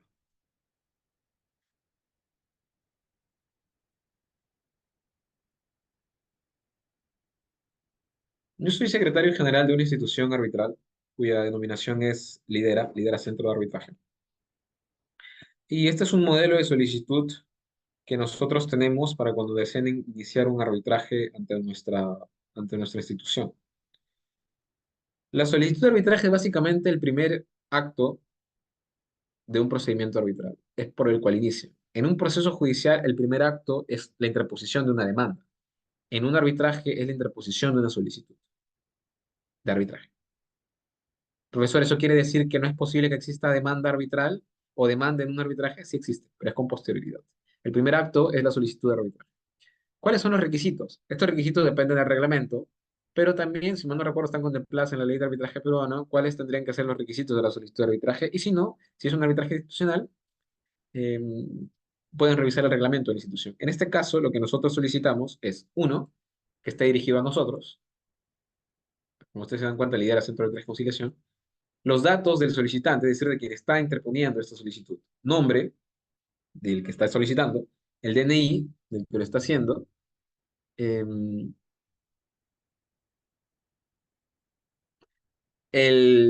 quién es el representante legal de esta empresa, de haber un representante legal, la dirección física, el teléfono o su número de celular y el correo electrónico para notificaciones. Lo que ha traído la pandemia es que básicamente todo se hace virtual. Ya no se hacen notificaciones físicas, salvo que el caso amerite que se realicen estas. Eso es en cuanto a los datos del solicitante. Y para la parte invitada son similares. ¿A quién le demandas? ¿Ok? El nombre a quien vas a demandar, el RUC de la empresa, si es que es una empresa, porque puede ser una persona natural también, aunque las personas naturales también tienen RUC, el domicilio físico y su correo electrónico para notificaciones. Otro requisito, el convenio arbitral. Como es un arbitraje, y les he explicado que para llegar a arbitraje tiene que haber un acuerdo, se debe copiar textualmente o al menos hacer incidencia de dónde se encuentra el acuerdo por el cual ustedes están interponiendo una solicitud de arbitraje ante un determinado centro. Tienes que justificar el por qué te vas a arbitraje. En resumen de la controversia, básicamente es exponer de manera breve cuál es el conflicto, cuál es el problema por el cual se está recurriendo a arbitraje, básicamente. Las posibles pretensiones, porque estas pretensiones pueden ser ampliadas, pueden ser corregidas, no corregidas, ampliadas, precisadas en, en la demanda, pero las posibles pretensiones se invocan al inicio. Me preguntan al interno si la solicitud debe hacerse entre los 30 días hábiles que indica la ley y su reglamento. Sí, pero dependiendo de si está sujeto a plazo de caducidad. Porque en la normativa de contrataciones hay cuestiones controvertidas que se sujetan a un plazo de caducidad como otras que no tienen un plazo de caducidad. Por dar un ejemplo, la resolución de contrato tiene 30 días hábiles para interponerse. Para discutir penalidades, no hay plazo de caducidad. O para discutir un pago, tampoco hay plazo de caducidad. Entonces, ¿eso de qué depende? De lo que tú estés controvirtiendo. ¿Ok? Entonces, las pretensiones. La cuantía de la controversia, por lo general, ¿cuál es el monto de lo que estás discutiendo? ¿100.000 soles, 500.000 soles, 1.000.000 de soles, 10 millones, 50 millones, el monto que fuere? Pero debe estar acá.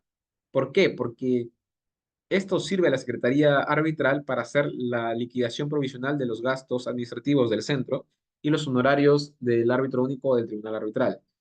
¿Cómo se calculan los gastos a los cuales se llegan en un arbitraje?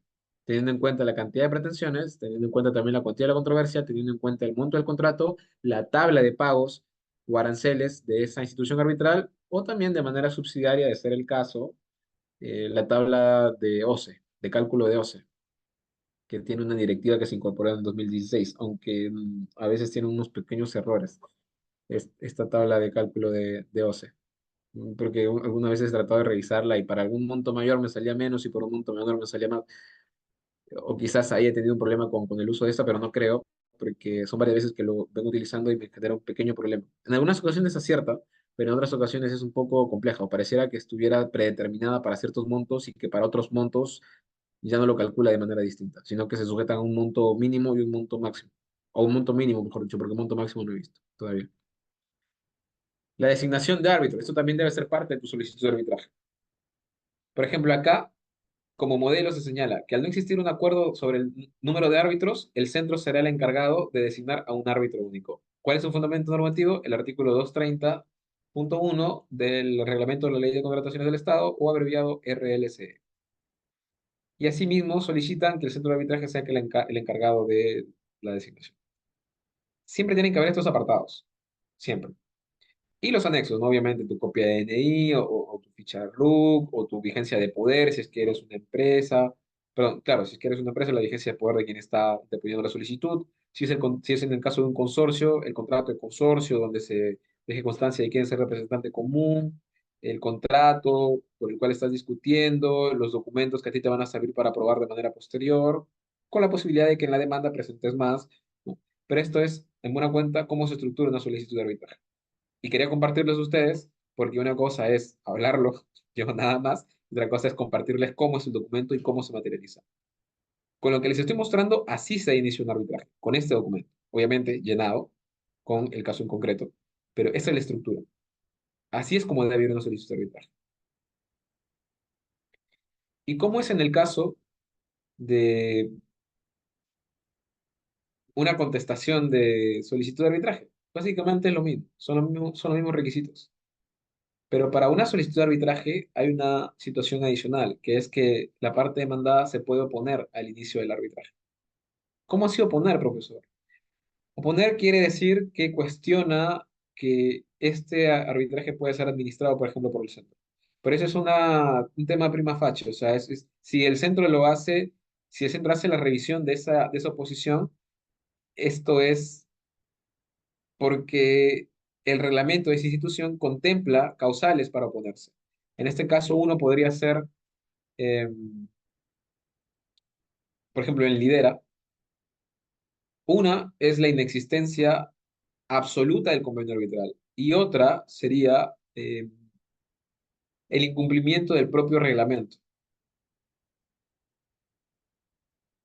El incumplimiento del propio reglamento.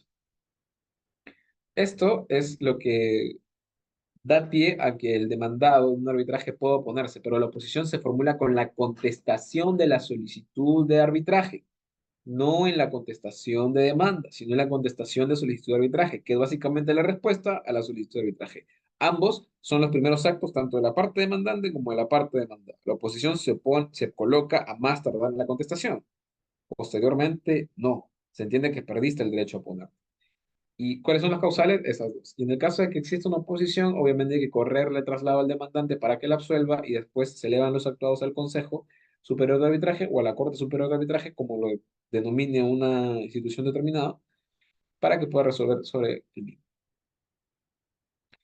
Ahora vamos a una parte interesante, que seguro les llamará bastante la atención. ¿Cómo se conforma un tribunal? ¿Cuándo es árbitro único? ¿Cuándo es tribunal arbitral? ¿Y quiénes escogen a los árbitros? ¿Quiénes escogen a los árbitros? Si es un tribunal arbitral de tres, la lógica es la siguiente. El demandante escoge a su árbitro de parte, el demandado escoge a su árbitro de parte, y estos dos escogen a un tercero. Y este tercero debe estar en la lista o en la nómina de árbitros de la institución donde se está llevando a cabo el árbitro. Y ustedes dirán, pero ¿no es raro que una de las partes escoja al que va a resolver? ¿Acaso, si yo fuera parte, me imagino quizás ustedes están pensando, si yo fuera parte, escogería a un árbitro que me dé la razón? Claro, si no, ¿por qué lo escojo? No voy a escoger a alguien que no me va a dar la razón, que no comparte un criterio similar al que yo tengo. Claro, o sea, eso no está prohibido legalmente. Puede tener un criterio parecido al que tú necesitas y por eso lo designa. Y es perfectamente válido, eso no es ilegal. Pero recordemos que un árbitro de parte, ojo, de parte, entiéndase el designado como el árbitro del demandante o el árbitro del demandado, es independiente e imparcial. Eso quiere decir que no trabaja para el demandante, no trabaja para el centro de arbitraje, no trabaja para el abogado del demandante, ni tampoco para el demandado. Es independiente e imparcial. Presta sus servicios por resolver un conflicto, no por dar la razón a alguien. Quisiera que ese aspecto pueda quedar claro. ¿Y de qué depende que sea árbitro único o sea tribunal arbitral? Básicamente de la norma que regule el tema procedimental. Por ejemplo, en la ley de arbitraje peruana te señala, o sea, en la que va para arbitrajes privados, donde no participa el Estado, señala que en caso de que no se acuerde o haya una falta de acuerdo respecto al número de árbitros que va a componer un tribunal arbitral, el tribunal arbitral será de tres personas, en caso de falta de acuerdo. ¿Qué dice la norma de contrataciones? ¿O qué prescribe la norma de contrataciones? Para ser más preciso en cuanto al término. Señala que en caso de duda, el arbitraje será resuelto por árbitro único. ¿Se dan cuenta? Es distinto. ¿Y qué ocurre si en un arbitraje de un contrato privado no se pacta el tipo de arbitraje? O sea, si es institucional o si es ad hoc. Si es bajo el decreto legislativo 1071, no se pacta el tipo de arbitraje, sería un arbitraje ad hoc.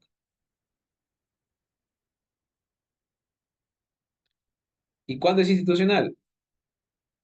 En arbitraje y contratación pública cuando se cumplen los supuestos, ¿no? Del 226, que le invito a revisarlo, no lo tengo acá en la lámina, pero son distintos supuestos donde se entiende que el arbitraje es institucional. ¿Puede haber arbitraje dado en contrataciones públicas? Sí, sí, puede haber, pero es para montos menores, o tienen sus supuestos. Ahora entramos al deber de revelación, pero hasta ese punto no sé si existe alguna consulta. Yo quiero aprovechar para hacer un vaso de agua porque estoy un poquito desgastado con la garganta. Si hay alguna consulta, los escucho hasta el momento, por favor.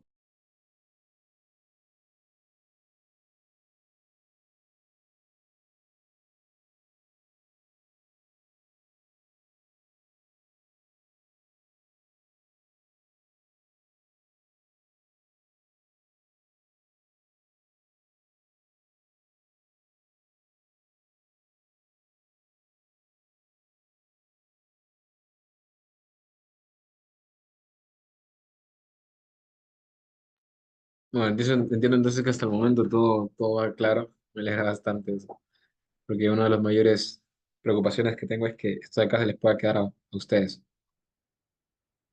A ver, voy a entrar al deber de revelación. Ah, hay un mensaje. Todo bien. Gracias, gracias Rodolfo Mercado. Creo que hay un mensaje antes de Trujillo Barrera. ¿Podrían enviar los PPTs y los materiales del curso? Entiendo que la organización del evento quizás, no sé si es que la política lo permite, ¿no? De cómo han decidido organizar.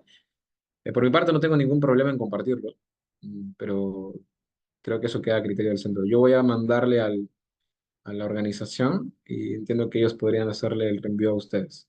Yo voy a cumplir con ello. Ya entiendo que eso sería a discreción del centro, pero por mi parte no tengo ningún problema en compartirlo. Ahora, entramos al deber de revelación. ¿Por qué existe el deber de revelación y en qué consiste? El deber de revelación consiste en dar información por parte de un árbitro. El árbitro da información sobre sus actuaciones previas, sobre sus arbitrajes previos, sus casos previos a las partes de un proceso. O sea, el deber de revelación es básicamente otorgar información a las partes procesales sobre en qué casos ha sido árbitro, en por ejemplo, donde ha intervenido alguno de los árbitros que conforman ese tribunal arbitral de tres, si ha tenido casos con alguna de las partes procesales que está siendo demandante o demandada en el arbitraje, o si ha compartido algún caso con abogados que estén representando en un arbitraje en particular. Para hacerlo más simple,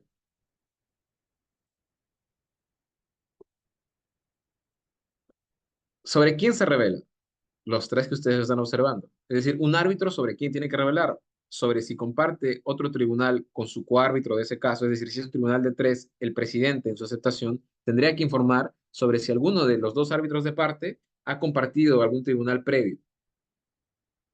En el caso de las partes procesales, seguimos tomando el ejemplo del presidente del tribunal, aunque el deber de revelación es para todos los árbitros, sea de parte, sea presidente, sea árbitro único.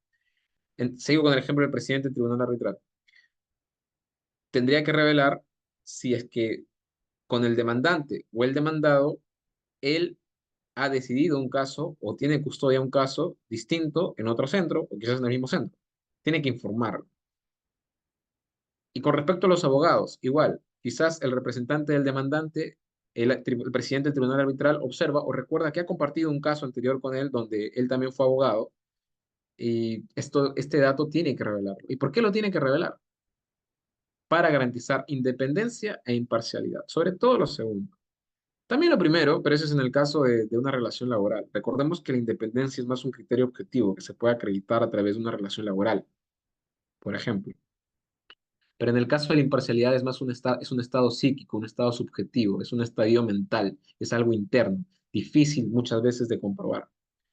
Pero para garantizar que el proceso sea decidido por un tercero imparcial, neutral, con ética, con conocimiento del tema, con transparencia, es que existe el deber de revelación. Y este deber de revelación, repito, únicamente es para los árbitros. Los árbitros tienen la obligación, tienen el deber, por dicho, porque yo sé que los abogados que estén presentes van a decir, doctor, pero existe distinción entre deber y obligación, sí, por eso estoy siendo preciso con el término. Deber. Tiene un deber de revelar la información que pueda dar lugar a alguna duda sobre su independencia o imparcialidad respecto a los árbitros que nos comparte el tribunal, respecto a las partes procesales o respecto a los abogados. No sé si esta parte se deja entender.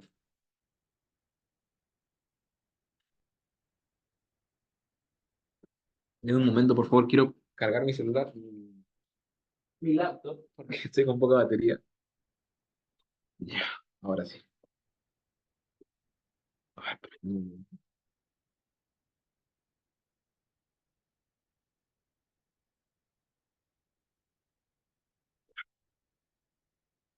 Denny Tafur Vigo me hace una consulta. Buenas noches. ¿Las resoluciones de controversias emitidas por los árbitros pasan a ser partes de las opiniones de la OCE o se puede tomar como referencias para futuras controversias? Una pregunta muy interesante. ¿Y sabes por qué, Denny? Es muy interesante tu pregunta. Porque en opiniones OCE lo que se recoge principalmente son temas técnicos normativos, criterios. que el organismo supervisor establece para tener en cuenta en un caso en concreto. Pero si te das cuenta o si te has topado con algunas opiniones sociales, hay algunas que se contradicen. Que claro, son emitidas en años distintos, pero se contradicen. Entonces, ¿son las opiniones socie de obligatorio cumplimiento? Primero respondo a tu pregunta, de manera textual. Las resoluciones de controversia emitidas por los árbitros, entiendo que te refieres a los laudos, corrígeme por favor si no es así, pasan a ser parte de las opiniones OCE. En realidad, no es que un laudo pase a ser parte de una opinión OCE. No es esa la lógica. La lógica es que existen criterios que la Dirección Técnico-Normativa de OCE establece y que a veces son recogidos en laudos arbitrales. Pero no es que un laudo se traslade a una opinión, sino es al revés. A veces la opinión se traslada a un laudo, porque es como un fundamento para resolver. Ahora, ¿qué tan vinculante es una opinión OCE para un árbitro? En contratación pública, me refiero. ¿Es vinculante? ¿Es obligatorio acatar lo que señala una opinión OCE? De por sí no son vinculantes. Recordemos que un árbitro tiene jurisdicción, por lo tanto puede resolver eh, conforme a derecho, conforme a lo que considere conveniente. En todo caso, lo que el árbitro puede hacer es coincidir con esa opinión OCE. Pero el árbitro, no porque lo sostenga una opinión, quiere decir que el árbitro va a coincidir necesariamente con esa opinión OCE. Puede tener su propio criterio. Recordemos que en arbitraje de derecho existe norma e interpretación de esa norma. Esos son los conceptos básicos para poder resolver un arbitraje en contratación pública. Y si hay una opinión OCE que sostiene algún aspecto en particular y el árbitro coincide con esa interpretación de OCE, la utiliza. Y hago una énfasis en otra consulta. ¿Existe jurisprudencia en arbitraje? Tu consulta me ha hecho recordar eso. ¿Existe jurisprudencia en arbitraje? O sea, porque un árbitro ha resuelto de una determinada forma, eh,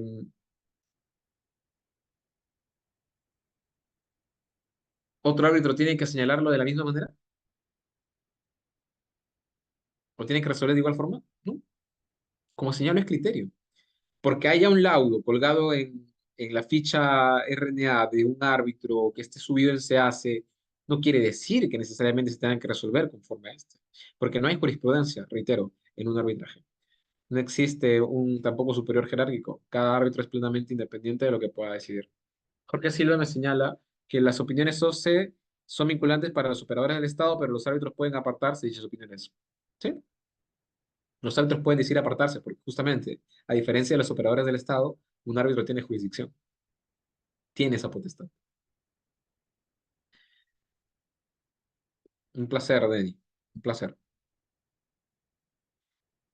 Entonces, estábamos en el deber de revelación. Y aquí entramos a algo sumamente importante. Yo les he puesto esta imagen porque la primera vez que a mí me enseñaron sobre regla SIVA, que es lo que vamos a entrar a tocar ahora, me llamó bastante la atención que me pusieran un semáforo. ¿Y por qué es un semáforo? Porque hay colores. Las reglas SIVA sobre conflicto de intereses en arbitraje internacional son directrices, es soft law, como señalo, es un tema supletorio al que se puede recurrir, pero no quiere decir que tenga que aplicarse de manera obligatoria. ¿Cuándo se puede aplicar regla SIVA? Cuando se ha pactado en el convenio arbitral de manera expresa. Podría ser la siguiente redacción, se me ocurre. Para las cuestiones relativas a recusación de árbitros que afecte su independencia o imparcialidad, las partes de este contrato convienen en que será de aplicación la regla SIVA sobre conflicto de intereses en arbitraje internacional del año 2014 o del año 2024, porque les comento que este año ha salido una nueva edición, las del 2024, o sea, han pasado 10 años para que saquen una nueva. Y estas reglas IVA sobre conflicto de interés básicamente regulan supuestos que pueden ser recusados para un árbitro o no. Recordemos que la recusación es aquella figura o aquel recurso que permite a un árbitro se le aparte de un caso. Es decir, que se reconozca que este árbitro no es independiente, no es imparcial y por lo tanto no está apto para resolver dicha controversia y se le termina apartando. Y estos posibles supuestos de afectación de independencia o imparcialidad están contemplados en este listado. Hay listado verde, listado naranja y listado rojo. El listado rojo se divide en dos: rojo renunciable, rojo irrenunciable. ¿Cómo funcionan estos colores? Básicamente es la misma lógica de un semáforo, porque si está una situación en listado verde, eso quiere decir pasa, no hay problema. Estás en plena libertad de poder continuar, ¿verdad? Eso es lo que nos dice la luz verde en un sentido común y corriente. Y es justamente la misma interpretación lo que se señala en esta regla SIVA. ¿Cuál sería un supuesto de listado verde. Por ejemplo, que un árbitro haya compartido en un evento académico con otro árbitro y ambos formen parte de un tribunal arbitral. Pero ojo, fue un evento académico y solamente fue por un conversatorio o un panel o un congreso donde ambos fueron companelistas. Y les tomaron una foto y por eso vieron que, no, han estado juntos en un evento, lo recuso porque no me da seguridad. Ya, para IVA, que es la International Bar Association, eso no es una causal de recusación, es listado verde. Y al ser listado verde, no es necesario que eh, sea tomada en cuenta o no se tomará en cuenta como una posible causal de recusación.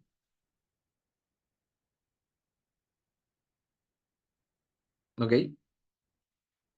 Eh, Sigo. Entonces, denme un momento, por favor.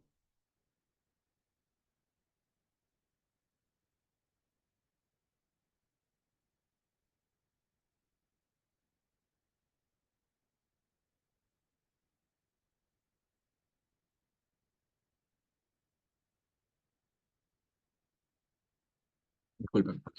Entonces, son por colores. El listado naranja. El listado naranja es como, cuidado, advertencia. Puede ser que sea causal de recusación, como puede ser, no lo sea. Si se dan cuenta, esto de los colores es bastante interactivo y bien fácil de retener. Bien dicen que el ser humano aprende más con colores. El listado naranja señala que hay supuestos en este listado, están incluidos aquellos que pueden dar dudas sobre la imparcialidad de los árbitros, lo que significa que el árbitro debe revelar.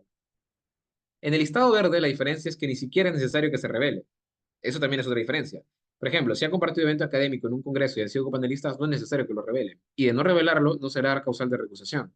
Ahora, en el listado naranja, si existe una situación que pueda dar lugar a una duda, eso sí es mejor revelarlo. Por ejemplo, puede ser el mismo escenario, es un evento académico, ¿ok? Es un evento académico, pero en ese evento académico, eh, el árbitro se pronunció respecto de un caso en concreto, sin decir cuál es el caso, sin decir con quiénes comparte el tribunal, sin decir con quiénes está, o quiénes son los abogados, pero habla sobre el caso.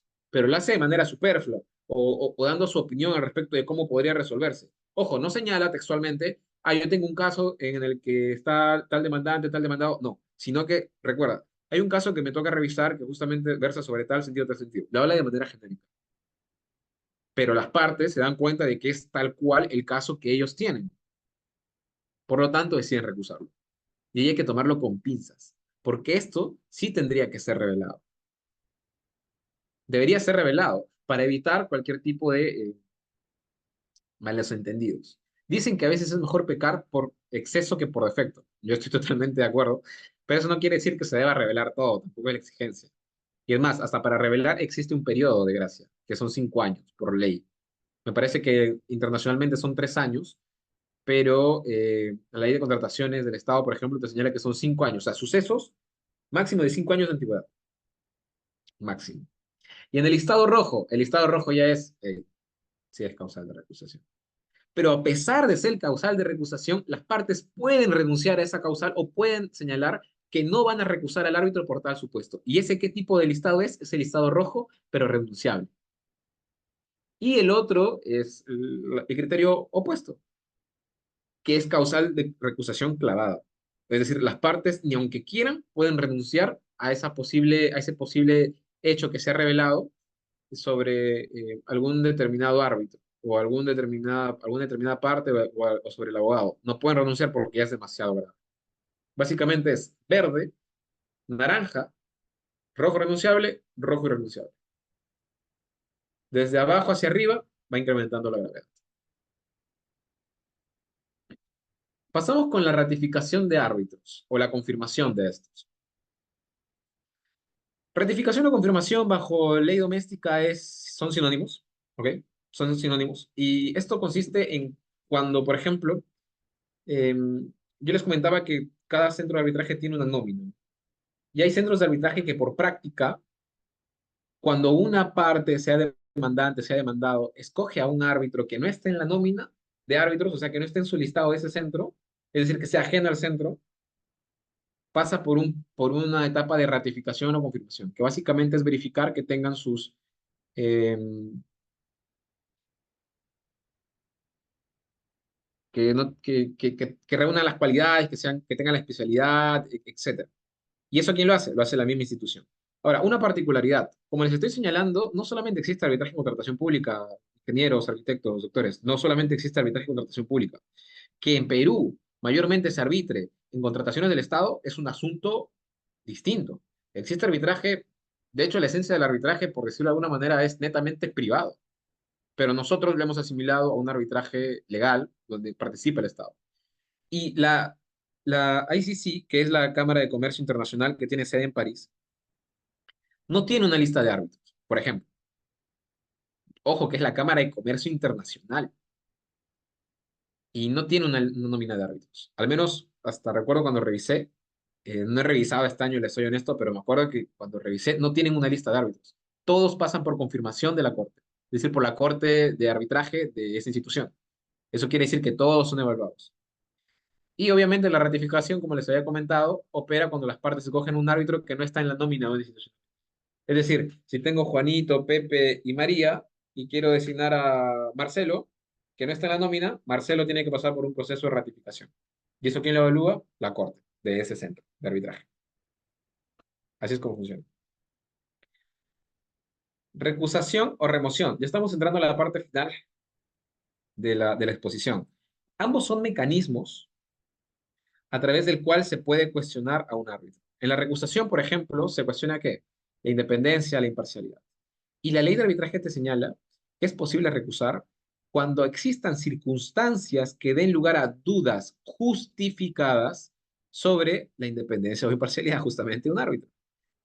Y ya les había señalado la distinción entre ambos, ¿no? Uno tiene un criterio objetivo, otro tiene un criterio subjetivo, pero en la recusación, institucionalmente, hay dos momentos para poder recusar. Uno es cuando se te notifica la aceptación del árbitro y tienes, por ejemplo, en Lideras un 5 días hábiles para poder recusar o para poder ampliar o para poder solicitar una ampliación de deber de revelación. Que en este caso, una ampliación de deber de revelación consiste en, ok, señor árbitro, usted me dio esta información, pero necesito más información porque no me queda claro cuáles son la cantidad de laudos que tiene, la cantidad de casos que tiene, si va a tener disponibilidad para esto, si no lo va a tener. Quisiera, por favor, que me amplíe su deber de revelación porque yo considero que es mi derecho conocer.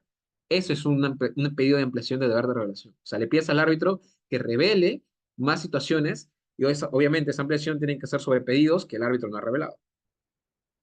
Entonces, esa es la primera etapa. Cuando se notifica la aceptación a las partes, estas tendrán 5 días hábiles bajo, por ejemplo, bajo Lidera, que es donde yo trabajo, tendrá 5 días hábiles para recusar o para pedir una ampliación de deber de revelación. Pasado esta etapa, se entiende que cualquier hecho que pudo haber sido reclamado a través de este mecanismo que es la recusación, ya prescribió.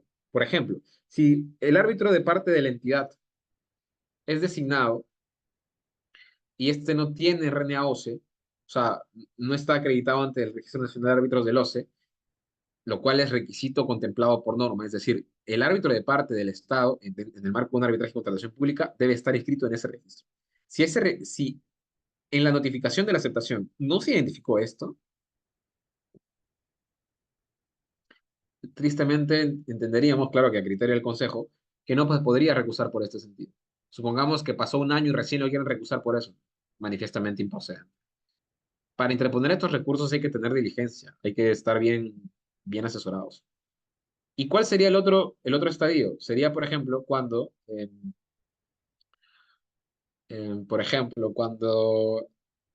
ocurre una circunstancia nueva. Supongamos que se apersona un nuevo abogado al proceso, renuncia a un árbitro, entra otro, eh, ocurre algún tipo de actuación que sea perjuiciosa durante el desarrollo del procedimiento arbitral, o sea, son distintas etapas. Una, con la aceptación, con la notificación de la aceptación, y otra, a partir de que se tome conocimiento de una circunstancia que dé lugar a dudas justificadas sobre su independencia o imparcialidad.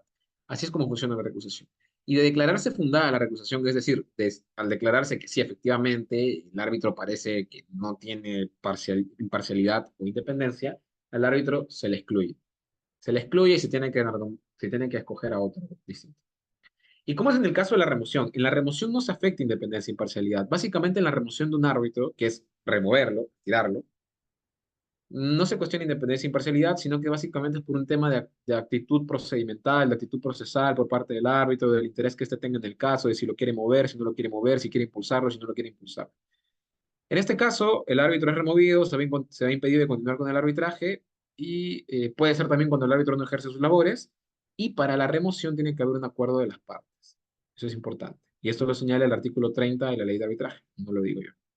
Entonces son supuestos distintos. Y cada uno tiene un procedimiento. El procedimiento básicamente en ambos es la de, ok, se presenta una recusación, se corre traslado a las otras partes, es decir, a las partes que no han recusado, entiéndase al demandante o demandado, según sea el caso, o en este caso al árbitro. El árbitro tiene que dársele un plazo para que pueda emitir sus descargos al respecto. Con posterioridad a ello, con o sin emisión de sus descargos, se procederá a la decisión por parte de la Corte o del Consejo. Incluso internacionalmente, en algunos casos, la recusación es resuelta por el secretario general, pero eso es de manera internacional. En Lidera, que es donde yo trabajo, lo resuelve el Consejo, no quien les habla. Pero internacionalmente sí, algunos la práctica la reconocen al secretario o a la secretaria general de una institución.